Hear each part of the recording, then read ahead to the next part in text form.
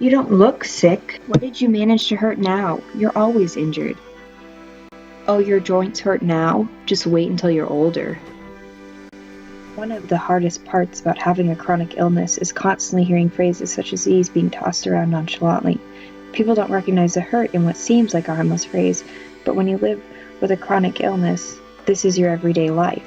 Doctor's appointments, braces, exercises, physical therapy, counseling.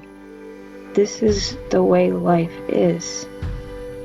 I find a great deal of stress going out in public, wearing 2 wires attached to me, 2 splints, and a back brace.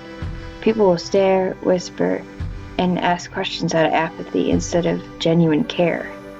I live with a condition known as hypermobility syndrome, an inherited weakness in the connective muscle tissue. You know, the stuff that holds you together. I'm subject to the ramifications from my toes to my skull and everything in between. Even my teeth are affected. Yes, even my teeth. I've had to put down my ice skates, hang up my dance shoes,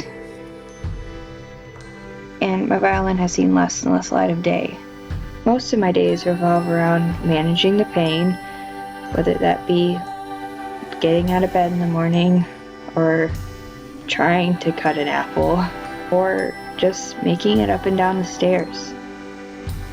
There is a stigma associated with chronic illnesses, mostly due to the fact that they're almost all invisible. People will label us as lazy or trying to get attention, but that's not true at all. Over 117 million Americans live with one or more chronic illnesses, and over 60% of that population says that the stigma affects their quality of life. But we can reduce it by raising awareness.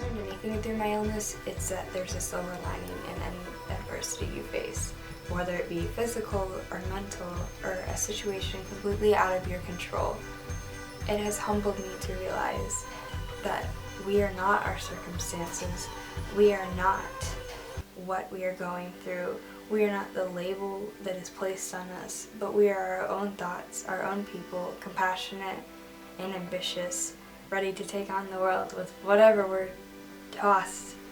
It's taught me to not take the moments in this life for granted, but to appreciate every single second and to make the most of the potential of every single moment, because they're fleeting, and when we choose to deliberately act on what we're given in front of us, that's when we see the change happen. It's shown me to look past the surface of people, to look past their physical ailments or their mental disabilities, or just the way that they carry themselves. I've learned so much about the way that humans are and the potential of human greatness through something that most people would call a disability in my case.